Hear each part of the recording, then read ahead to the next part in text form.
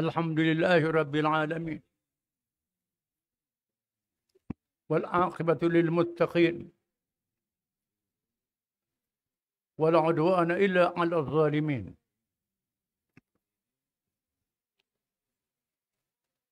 والصلاة والسلام على حبيبنا وشفيعنا وإمامنا محمد نبي الرحمة وشفيع الأمة وعلى آله وصحبه ومن تبعه ونصره ووالاه.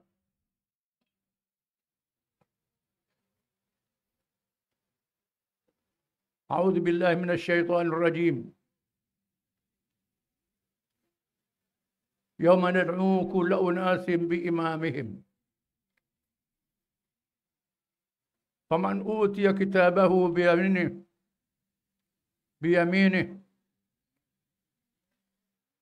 قبل يقرؤون كتابهم ولا يظلمون فتيلا. ومن كان في هذه أعمى فهو في الآخرة أعمى وأضل سبيلا. Surah Al-Isra. Firman Allah, kata Allah ini, ingatlah pada hari kiamat nanti, kami akan panggil manusia, seluruh manusia, bersama dengan imam, pemimpin dan suratan amal mereka. Mereka tidak dizalimi walaupun sedikit. Barang siapa yang buta pikirannya untuk memilih mengikut,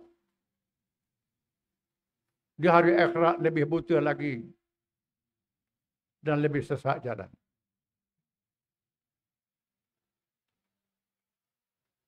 Yang dihormati pengacara majlis, Yang Berhormat Datuk Ustaz Idris Ahmad, Naib Presiden PAS, merangkap pengurusi urusan pilihan raya Dun Air Kuning,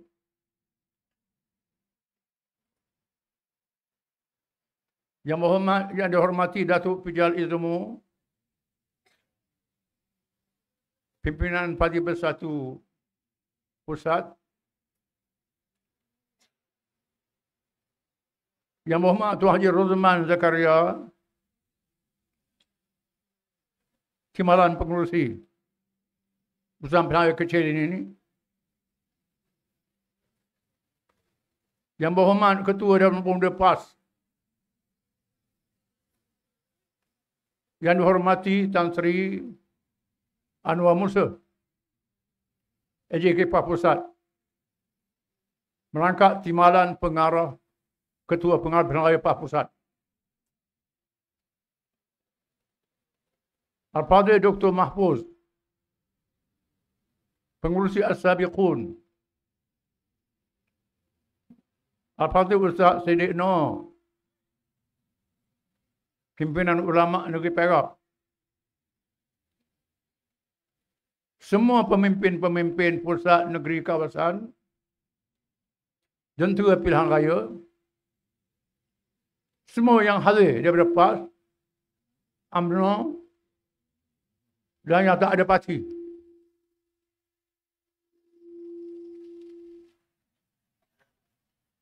InsyaAllah, penduduk Air Kuning diberi peluang untuk memilih wakil rakyat. Pemimpin bagi dunia ini.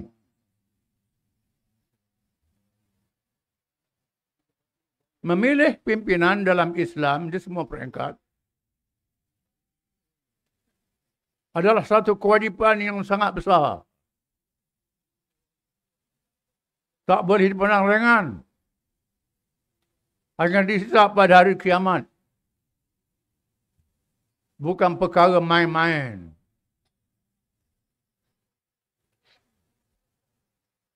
Khususnya dalam urusan politik.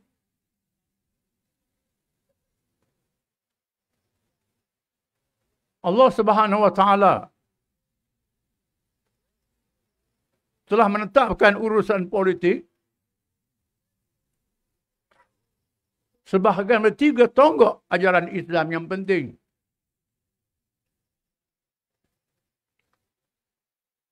Yang pertama, beribadat kepada Allah dalam seluruh kehidupan kita. Mengabdi kepada Allah seluruh kehidupan kita. Yang kedua, khilafah. Dengan makna politik. Dan terbiar memerintah masyarakat dan negara. Yang ketiga, amanah melaksanakan hukum Allah yang adil pada semua.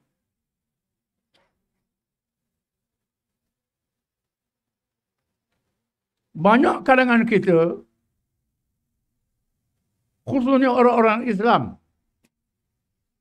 orang bukan Islam terpulang pada mereka, tetap menjadi tanggungjawab masyarakat madani. Bukan sahaja madani Malaysia, madani seluruh dunia. Bukan Malaysia sahaja madani. Kita ditipu seolah-olah Malaysia sahaja madani.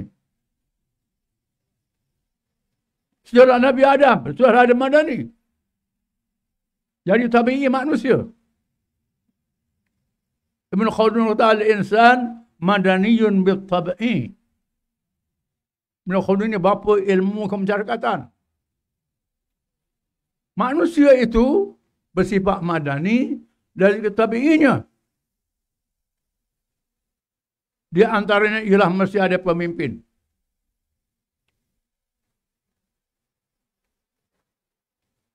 Allah menghendaki dunia diperintah dengan Islam. Seboleh-bolehnya mestilah orang Islam yang memimpin. Memimpin semua manusia. Islam dan bukan Islam. Para Nabi-Nabi alaihi wassalatu wassalam bukan sahaja pendakwah. Mereka juga ahli politik. Sabda Rasulullah SAW, "Kana Banu Israel tasusuhumul anbiya. Kullama halaka nabiyyun khalafahu nabiyyun. Wala nabiyya ba'di. Walakin khulafa wa hum katsirun." Allah melantik para anbiya Bani Israel menjadi pemimpin-pemimpin politik. Bila mati seorang nabi, diganti nabi yang lain berikutnya. Termasuk Nabi Muhammad SAW. Termasuk nabi-nabi yang lain. Oleh Nabi Muhammad, Nabi akhir zaman, Nabi kata ada lagi Nabi selepas aku. Tapi akan ada pemimpin-pemimpin. Kemana orang Islam wajib berpolitik melantik pemimpin-pemimpin. Yang memimpin negara dengan kumpulannya. Betapa besarnya kewajipan politik ini, sehingga Nabi SAW mendahulukan kemenangan politik daripada menunaikan haji dan umrah. Orang kita buat haji umrah dulu, politik kemudian. Nabi kemenangan politik dulu, baru Nabi buat haji dan umrah. Bila Nabi nak buat umrah, kerana rindu pada Mekah, memakai pakaian ihram dengan sahabat-sahabatnya. Siapa tengah jalan dihalang oleh pemimpin Mekah yang bukan Islam. Dia sekat. Tak dia menang dengan senjata kekerasan. Nabi hantar wakil Sayyidina Osman untuk berunding. Sayyidina Umar radhiyallahu anhu tak balik. Tersebar berita Osman dibunuh. Lalu Nabi bertindak berbai'ah dengan sahabat-sahabat dia untuk menyerang Mekah. Sama ada menang atau mati. Dengar berita ni, Mekah takut. Mereka hantar rombongan berunding diikuti oleh Suhail bin Amr. Buat permainan. Dikenali ke perjanjian Hudaybiyah. Dalam perjalanan itu, Sayyidina Ali jadi penulis. Nabi suruh tulis Bismillahirrahmanirrahim. Pemimpin kafir Mekah kata kami tak setuju. Kami tak dengar perkata ini. Tulis Bismillahirrahmanirrahim. Nabi kata ikut apa yang dia mahu. Inilah perjanjian antara Muhammad Rasulullah dengan Suhail bin Amr. Suhail kata kami tak terima Muhammad sebagai Rasulullah.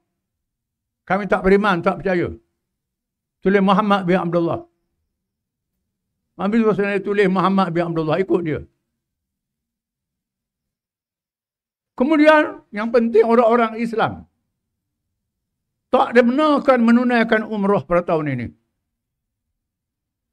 Umrah mesti ditangguh tahun depan. Sedangkan mereka sudah pakai pakaian ihram. Tak boleh dibuang begitu saja. Allah menurunkan ayat "Fa'in uhsirtum famastaysara minal had." Jika sekiranya kamu dihalang masuk Mekah, dah pakai ihram, hendaklah menyembelih binatang. Bayar denda, kemudian gunting rambut, cukur kepala, baru boleh buang pakai ihram. Nabi terima perjanjian ini. Tangguh umrah. Tangguh tahun depan. Terima perjanjian ini. Kenapa Nabi terima? Kerana perjanjian ini bila dimeteraikan, bermakna Islam menang dari segi politik. Pemimpin Mekah iktiraf. Madinah adalah sebuah kerajaan yang sah dari segi politik. Sebab itu dia terima perjanjian. Utamakan kemenangan politik, tangguh umrah. Boleh diwajibkan haji. Nabi tak tahu naik haji, wajib selalu. Abu Bakar pergi haji. Setelah Mekah berjaya dibebaskan, Fathu Mekah, barulah Nabi pergi Mekah. Setelah Mekah dibebaskan. Dari segi politiknya, ini menandakan bahawa Nabi mendahulukan kemenangan politik daripada ibadat haji dan umrah. Kerana ibadat haji umrah ni wajib muwassa', wajib yang boleh ditangguh. Kemenangan politik tak boleh ditangguh. Islam mesti berkuasa. Yang inilah banyak orang PAN tak baca ni. Orang yang melompak sana tak baca. Orang umrah tak baca ni. Mudah-mudahnya ikut DAP. Ini dia. Kerana kejahilan. Kita mesti faham. Kemenangan politik kepada Islam sangat penting. Islam mesti berkuasa dan memerintah.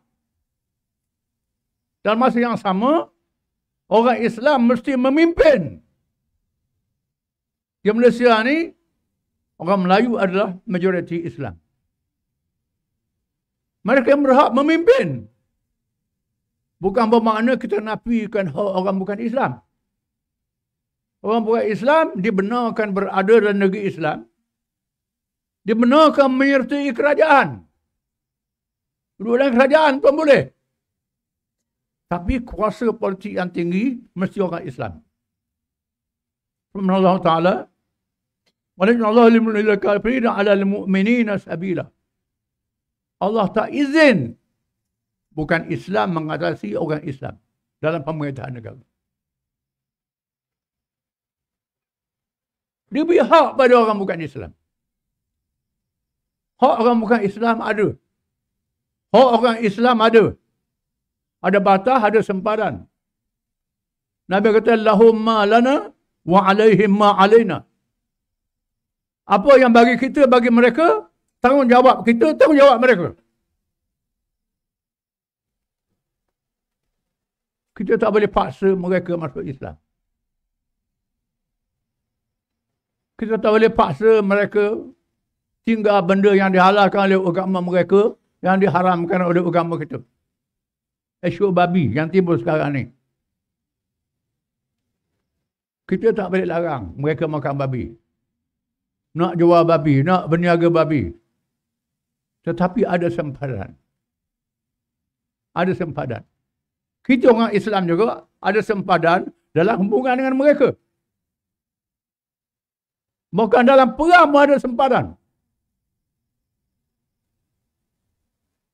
Wala ta'tadu innallaha la yuhibbul mu'tadin. Kamu orang Islam jangan melampau. Allah tidak kasih orang melampau. Dalam peperangan tak boleh bunuh orang tua, tak boleh bunuh kanak-kanak, tak boleh bunuh orang sakit, tak boleh bunuh orang awam. Ini sempadan kita. Itu masa perang. Masa zaman pun ada sempadan. Sehingga kita tak boleh maki Tuhan mereka. Dengan sebab itu dia maki Allah Ta'ala. Dalam Quran. Dia maki Allah Ta'ala. Kita beri. Saddun lidzari'ah. Tak boleh zalim terhadap mereka. Tak boleh halang hak-hak mereka. Kena jaga perasaan sebaik-baiknya hubungan baik. Mereka juga ada sempadan. Jangan melampau terhadap orang Islam. Benda yang diharam kau dari Islam, nak jual kau orang Islam. Tak boleh. Nak pakai babi dalam masyarakat orang Islam ramai. Tak boleh. Cari tempat lain.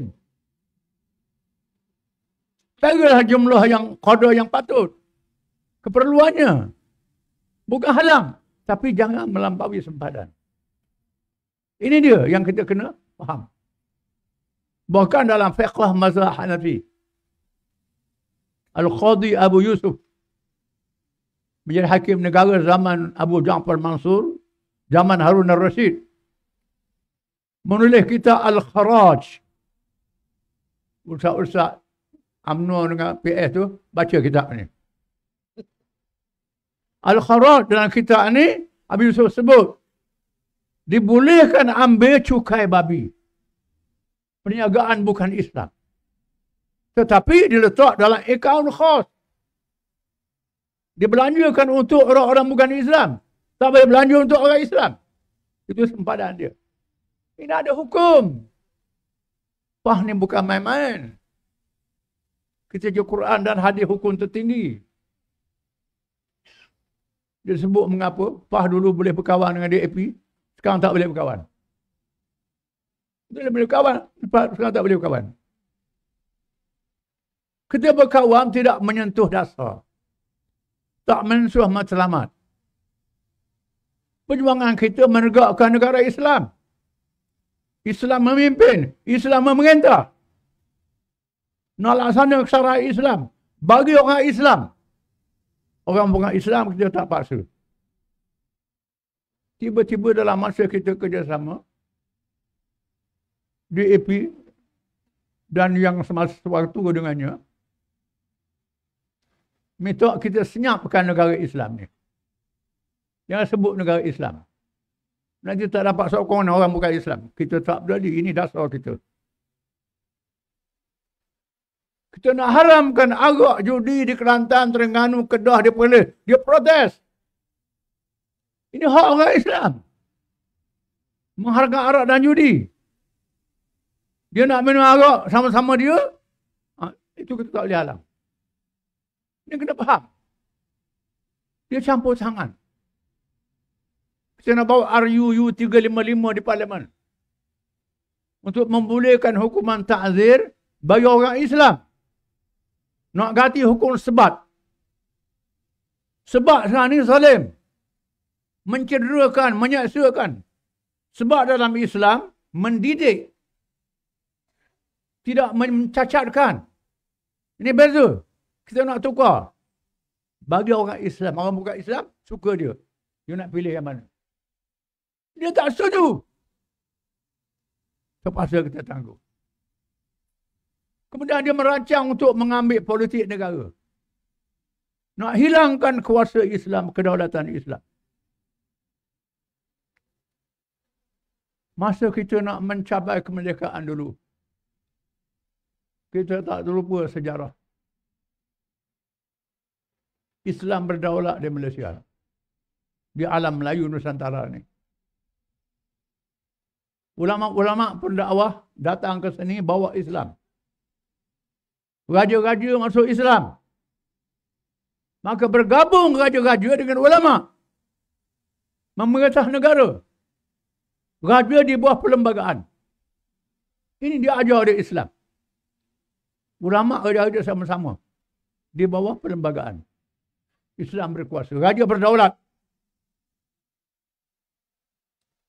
Di masa orang Islam lemah. Penjajah yang dengki, yang hasad, barak yang dengki, yang hasad terhadap Islam ni, menjatuhkan kerajaan Islam, menakluk negeri-negeri Islam, dia hilangkan kuasa Islam. Rampah harta kita. Abdikan rakyat kita yang dijajah ini.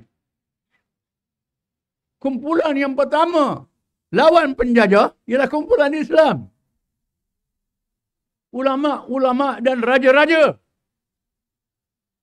Di Perak ni Sultan Abdullah kena buang pulau. Raja di Perak berjuang menentang penjajah. Kena buang pulau. Reti tak orang Perak. Baca tak sejarah ni? Datuk Mahardijala, Datuk Sagur dan ini ulama. Ulama. Bergabung menentang penjajah. Negeri-negeri lain sama juga. Melibatkan raja dan ulama. Rakyat bersama menentang penjajah. Penjajah terus berkuasa.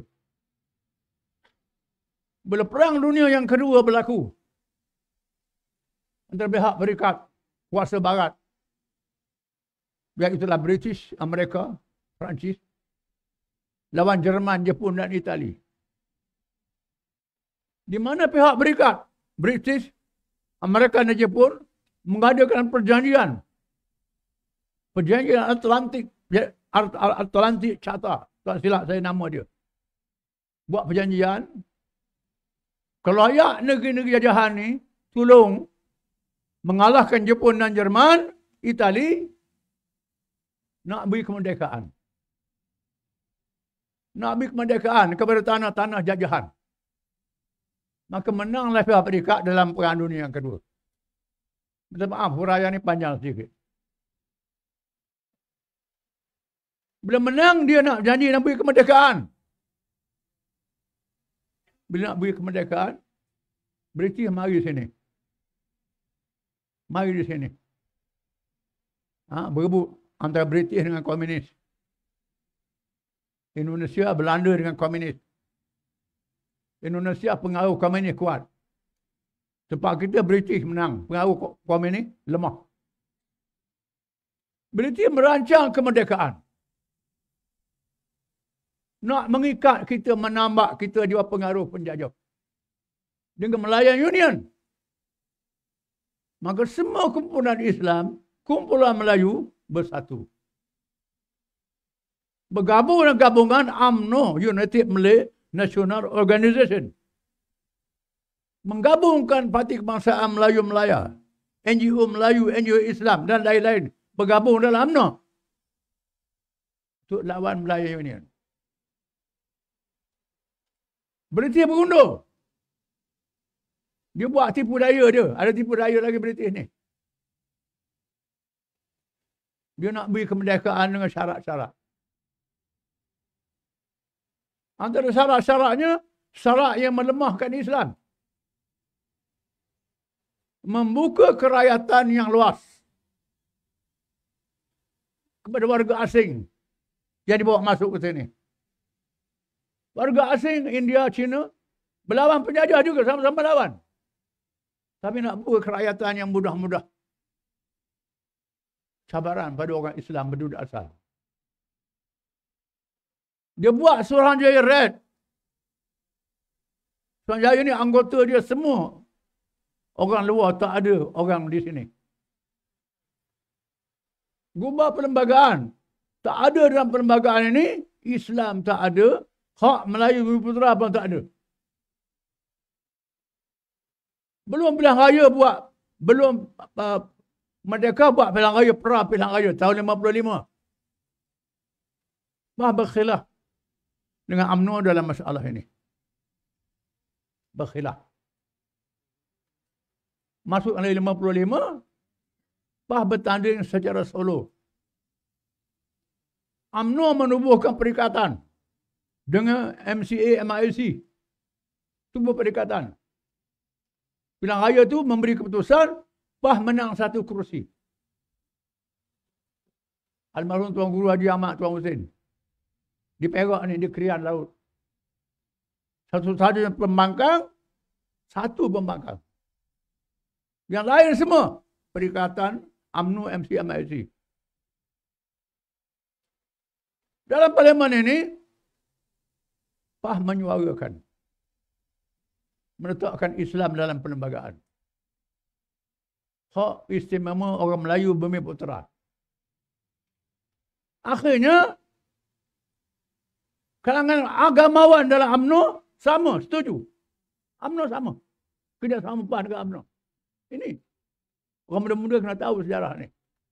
Saya baca, saya tak lupa sejarah. Saya bukan Melayu mudah lupa.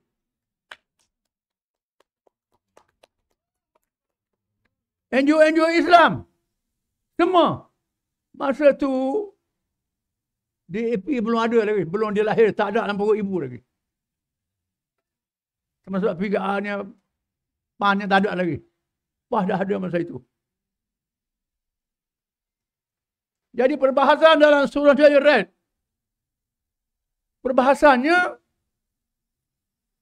adakah letakkan Islam ni bermakna Islamic State?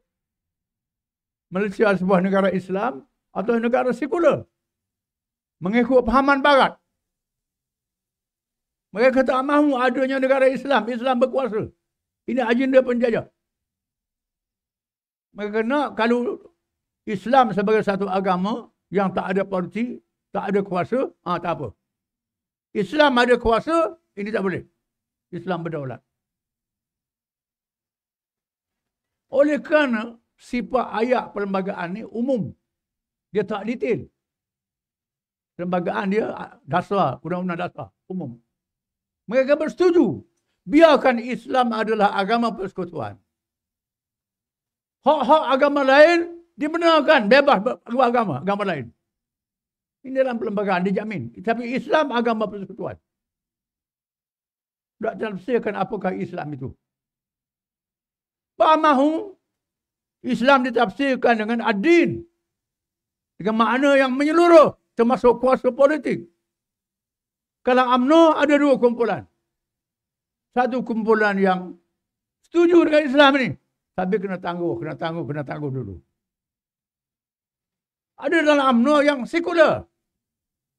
Melayu yang sekular. Macam-macam. Tolak politik Islam ni. Yang bukan Islam, ada yang sederhana. MCMIC terima perlembagaan ni. Berjalanlah perlembagaan ni dengan baik. Dengan baik. Oleh kerana pandangan PAS tak dia terima, PAS berasingan. Pilihan raya pertama tahun 1969. PAS masuk pilihan raya secara solo. Secara solo. Perikatan masuk bergabung. Perikatan menang. PAS menang 13 kerusi parlimen. Daripada 105 kerusi. Yang lain habis dapat ke UMNO MCMIC. Menang di Terengganu dan Kelantan. PAS menang. Terengganu majoriti tipis. Digulingkan secara tidak bermoral. Kelantan kita bertahan. Berlaku ketegangan. Kerana dalam orang Melayu ni ada yang ekstrim. Ada yang liberal. Kerana jahil agama. Yang ekstrem ni tidak fiqh dakwah, tidak fiqh politik. Semangat Islamnya tinggi, semangat Islamnya kuat. Nak laksanakan Islam serta merta, tak ada siasat syariah. Tak ada apa, tak ada fiqh dakwah. Pakat totok begitu. Yang liberal ni pula ada yang ekstrem, yang sekular. Menghina hukum-hukum Islam. Ini hukum hudud, ini hukum syariat. Kalau mereka Islam jadi hara, kat tangannya zalim, macam-macam. Ini hukum Allah. Yang ekstrem dah lepas ni pula, kafir. Berlakulah kafir mengkafir. Sekarang kena rakyat Islam, nak tolong, nak hukum kafir individu tak boleh. Mesti dicek. Adakah kerana dia jahil, dia tak tahu, tak ada pengetahuan, masih kasih pada Islam. Mesti dalam mikir. Mengambil pendekatan ilmu dan tarbiyah. Sabar. Kalau ada orang kena ISA, kena buang daerah dan sebagainya, kita sabar. Kita tak berperang. Ada dalam yang ekstrim nak berperang. Kita tak ikut, lari. Keluar. Berkawan dengan Indonesia lah, bukan Al-Qaeda, bukan macam-macam. Tak berjaya nak mengepah, keluar. Mengenai pendekatan demokrasi, damai, cara tarbiyah dan taklim, dakwah pada orang Islam. Ini berlaku. Akhirnya kita berjaya. Isu kafir mengkafir lenyap. 13 Mei, Tun Razak jadi Perdana Menteri. Tengku letak jawatan. Di mana Tun Razak ajak PAH masuk kerajaan. Campuran. PAH masuk kerajaan campuran. Saya masih ada masa itu sebagai pemuda. Dengan syarat-syarat. PAH tidak menjadi ahli perikatan. PAH bersendiri. Tapi dalam kerajaan.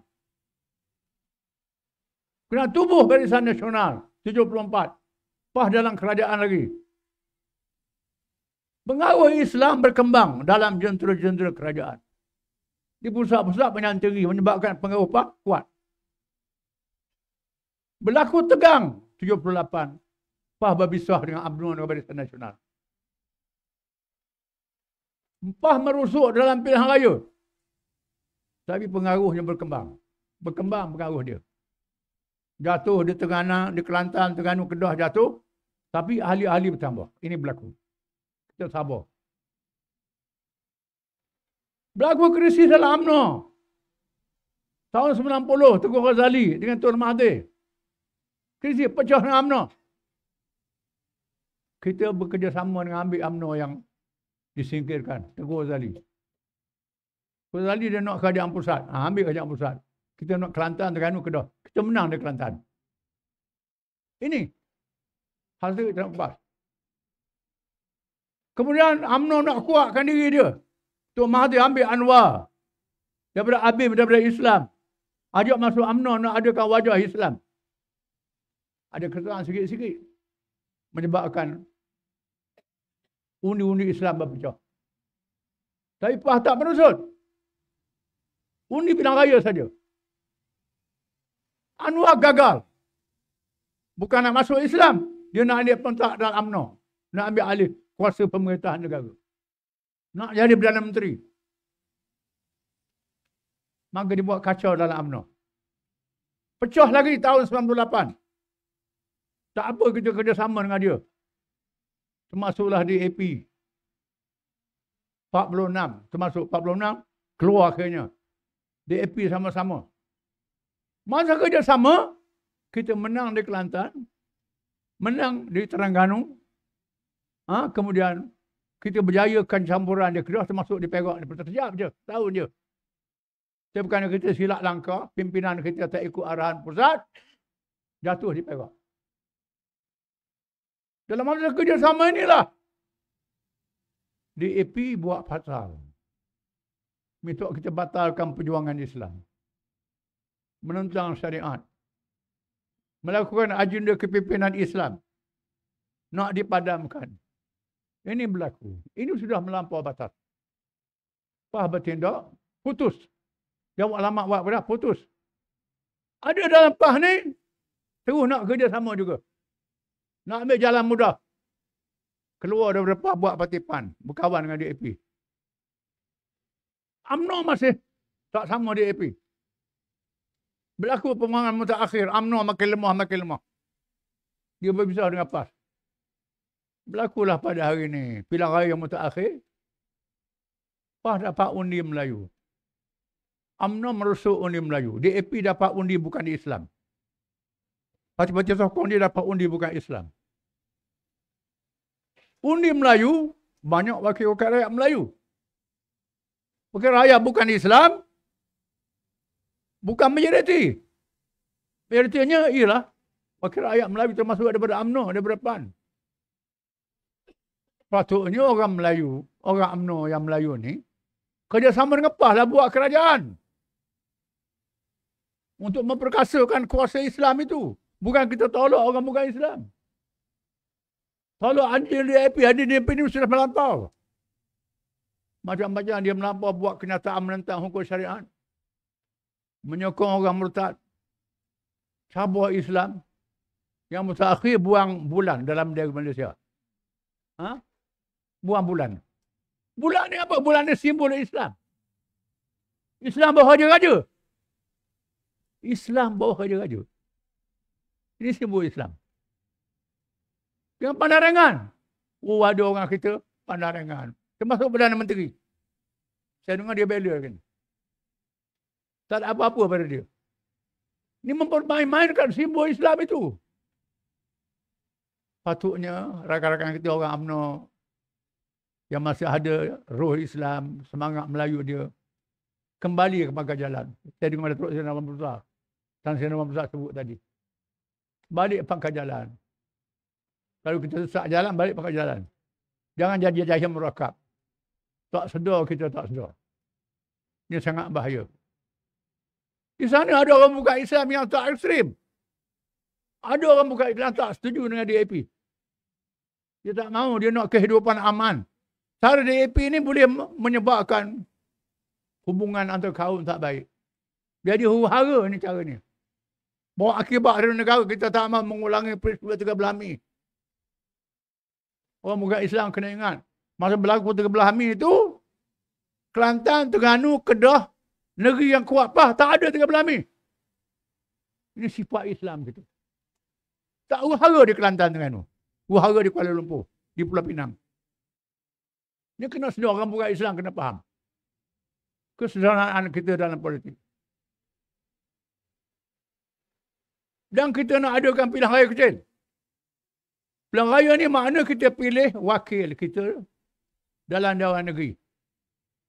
Kalau jumlah kita besar, kita boleh memerintah. Jumlah tak besar, kita boleh menasihat dan menegur.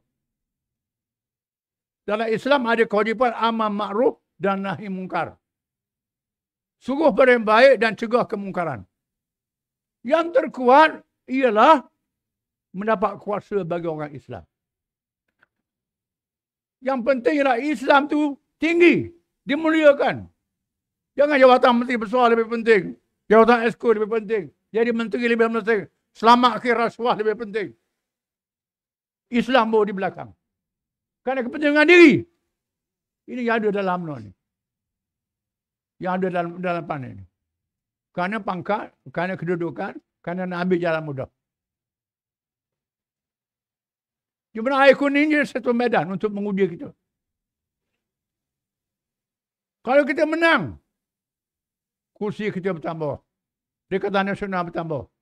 Nasib baik, UMNO bergabung dengan kita boleh bertukar kerajaan. Ini tak mustahil. Kalau tidak, kita jadi pembangkang yang lebih kuat. Menegur. Kita kena sedar. Islam telah dipermain-mainkan. Melayu diperbodohkan. Raja dihilangkan daulatnya. Addendum. Yang raja dah buat keputusan, dibelakangkan. Kerana raja tak ada daulat. Boleh buat main-main begitu. Kemudian diharamkan 3 tu. Tak boleh tegur. Tak 3R. Saya nak sebut pun tak erti. 3R. Tak boleh sebut pasal agama, tak boleh sebut pasal Melayu, tak boleh sebut pasal raja. Pasal bukan Melayu boleh sebut. Bukan Islam boleh sebut. Pasal Islam tak boleh. Pasal raja-raja, kalau raja tak setuju, tak boleh sebut. Nasi kita mengampu. Kan Nabi kata, ad-dinun nasihah. Agama tu nasihat, Nabi kata. Sahabat tanya, liman ya Rasulullah? Nasihat untuk siapa? Nabi kata, lillahi bila rasulihi li'ammatil muslimina wa ammatihin. Nasihat kepunyaan Allah, kepunyaan Rasul, dan kepunyaan pemimpin-pemimpin, raja-raja. Raja-raja ada hak dia untuk bernasihat. Dan orang awam, pemimpin rakyat berhak bernasihat, raja-raja. Ini ajaran Islam. Dia bawa 3 yang bercanggah dengan Islam. Nak mengikat, nak membadohkan kita. Peranan raja-raja ni berjuang kemerdekaan sama. Kemudian Rasulullah sebut, Inna Allah yada'u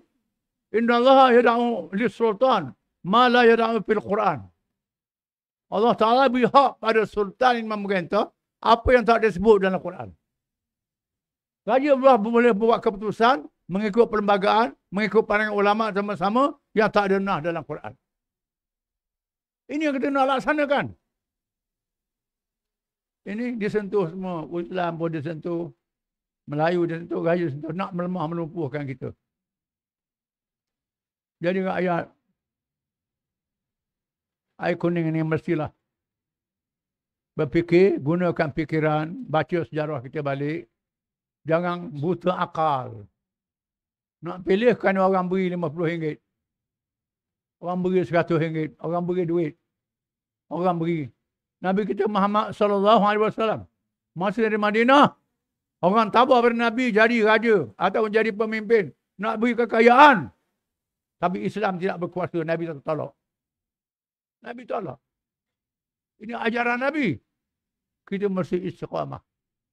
Alhamdulillah. Sebang besar daripada orang Islam dalam UMNO dan sebahagian orang bukan Islam juga bersama dengan kita. Ini perubahan berlaku. Makin hari makin berlaku, semua tak cukup lagi. Tak cukup lagi. Dan air kuning ini jadi gelombang untuk menyedarkan seluruh negara, insya-Allah. Makna sangat besar air kuning ini. Kita pilih calon yang berwibawa. Calon yang boleh jalankan kewajipan amar ma'ruf nahi mungkar. Bukan calon yang diam. Tak boleh nak bersuara yang betul dalam Dewan Negeri. Kita kenal dia. Kemampuan bercakap, kemampuan berhujah, kemampuan ilmu. Ini ada. Orang dah tengok dia. Kelayakan dia lebih. Pilih kelayakan dia. Tunaikan amanah. Jangan pilih kerana dapat duit, dapat janji. Ini satu pendekatan yang salah. InsyaAllah, masa mengundi lagi, kita kena pilih Perikatan Nasional. Jangan salah mengundi. Jangan sesal lepas mengundi. Pantun Melayu kata, buah salak, buah kenondong, dikumpul diletak dalam beldi. Bukan salah ibu mengandung, tapi salah pangkau undi.